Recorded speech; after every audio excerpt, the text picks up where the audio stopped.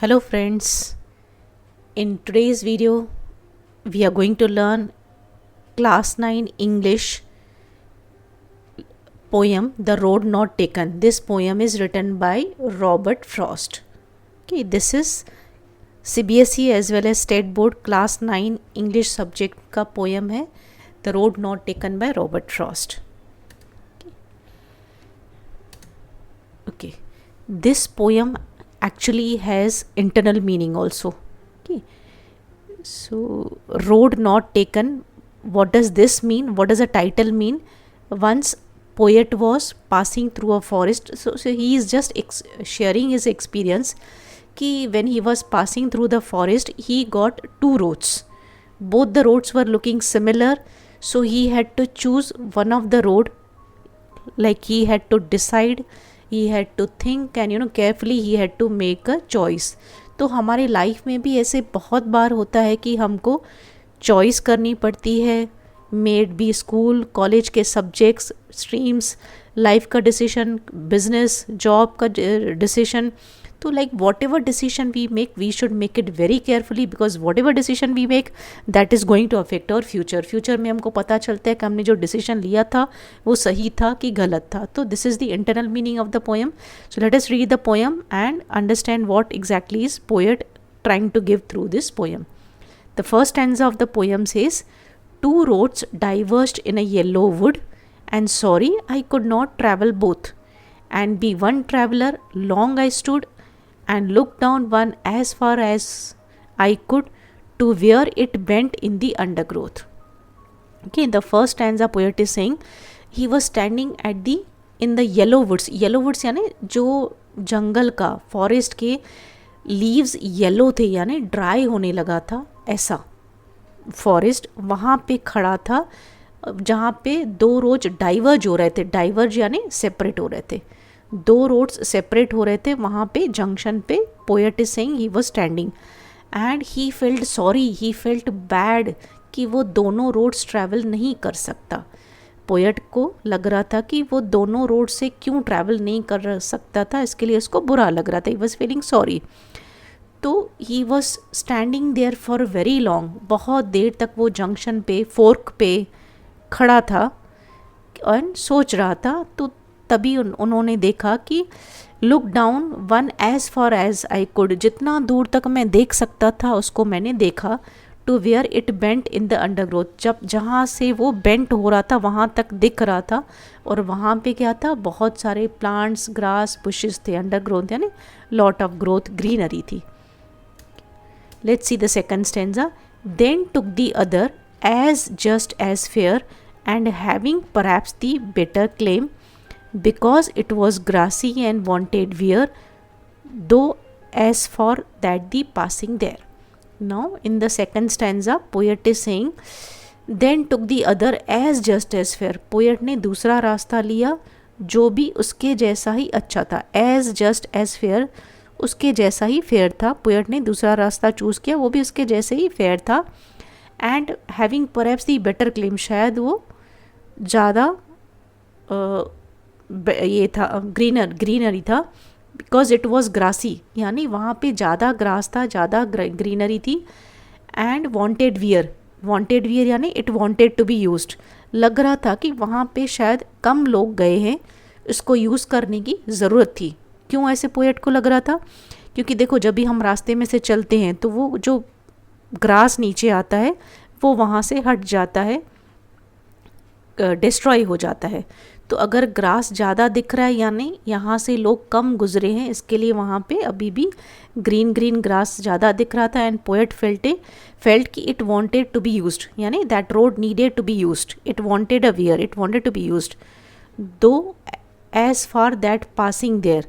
But poet को लगता है कि वहाँ से जाना उसको लग रहा था यूज़ होगा, अभी आगे चल के हो सकता है कि वो और डिवाइड हो जाए और पोर्शन में आगे डिवाइड हो जाए.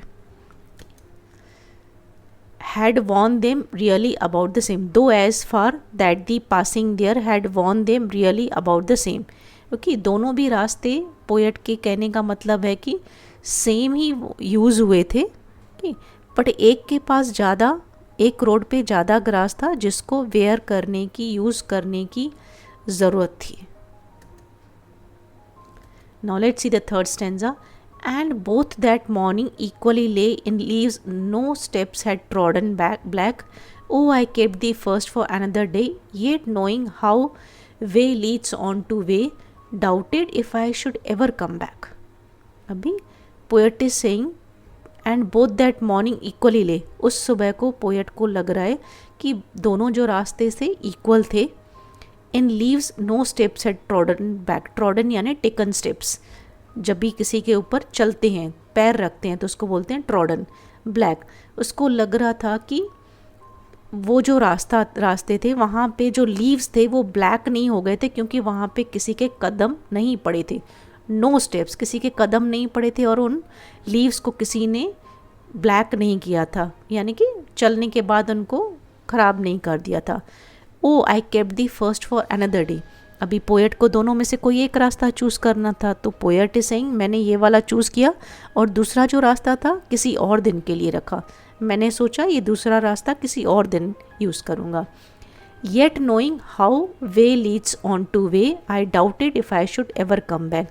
हालांकि उसको पता था कि मैं आगे जाऊँगा तो शायद और दो रास्ते मिल जाएंगे, और आगे आगे जाते जाऊँगा तो और शायद डिवाइड होते जाएगा, और उसको डाउट था कि मैं शायद ही ये रास्ते पे वापस आऊँ. क्यों ऐसे पोएट को लग रहा था? असली वो जंगल था. जंगल पे जब भी हम रास्ता क्रॉस करते जाते हैं और रोड डिवाइड होते जाएगा, बाइफरकेट होते जाएगा, तो ज़रूरी नहीं कि आप वहाँ पे वापस आ जाओ. बट फिर भी वो सोच रहा था कि मैं किसी और दिन दूसरा रास्ता भी देख लूँगा वो कैसा है, पर उसको डाउट था कि मैं शायद ही वहाँ पे वापस आऊँ. तो लाइक हमारे साथ भी लाइफ में ऐसे ही होता है. से हम लोग 10th के बाद चूज़ करते हैं कॉमर्स लेना है, साइंस लेना है, आर्ट्स लेना है, तो हम सोचते हैं कि हम दोनों कोर्स लें, बट कोई एक ही चूज़ करना पड़ता है. तो हम वापस आके तो वो दूसरा कोर्स चूज़ नहीं कर सकते. बट जो हमने कोर्स चूज़ किया है आगे चल के हमको वही उसके ही रिजल्ट्स मिलेंगे. जो हमने जैसे परफॉर्म किया, जैसा चॉइस रखा, वैसे ही हमारा फ्यूचर बनेगा. तो जब भी हम चॉइस करते हैं we should do it very carefully. That is the internal meaning of this poem. Let's see the last stanza. I shall be traveling this with a sigh, somewhere ages and ages hence.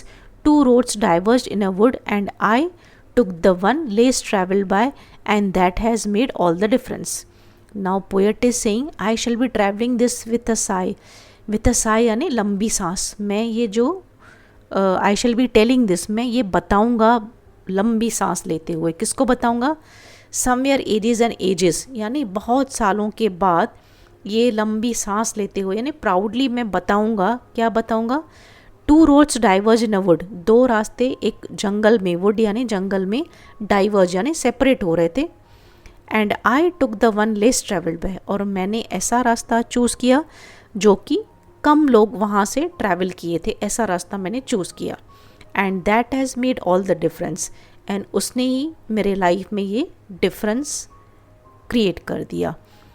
कि this poem is by Robert Frost. He wants to say कि जब भी हम life में decision लेते हैं आगे चल के वो हमारा फ्यूचर डिसाइड करता है.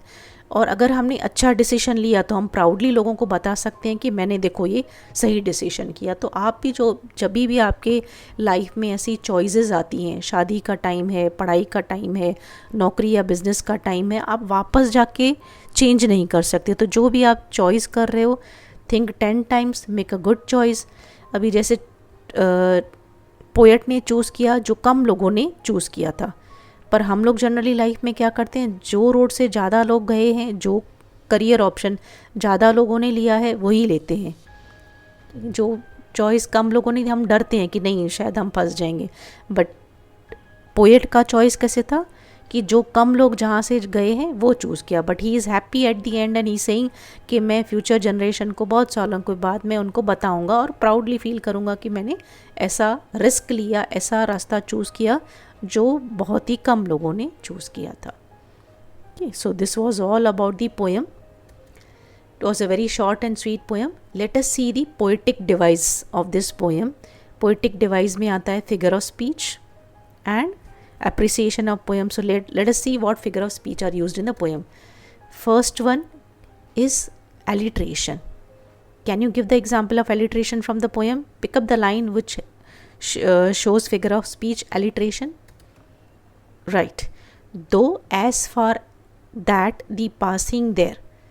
This is the example of alliteration. Why alliteration? Because here repetition of the sound of letter T. Though, that, the, there, T sound is repeated. So figure of speech is alliteration. Okay. Next example let us see is inversion. Pick out a line from the poem which is example of inversion. What is inversion? When words are written in a jumbled manner. आगे पीछे लिखे हुए रहते हैं. Okay.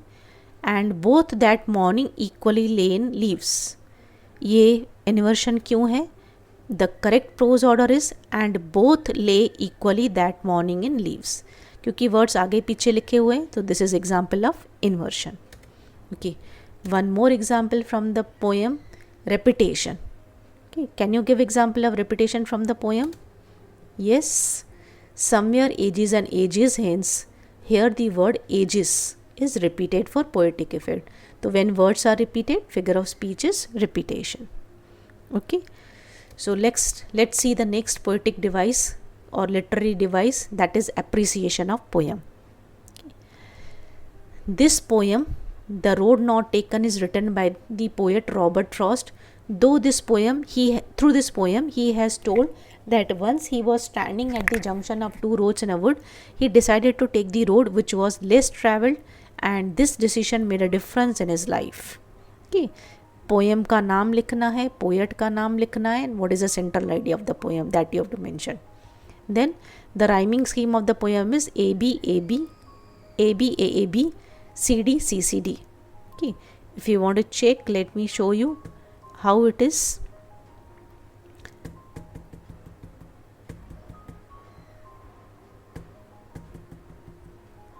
See, now same words which make same sound. Lay, day, way.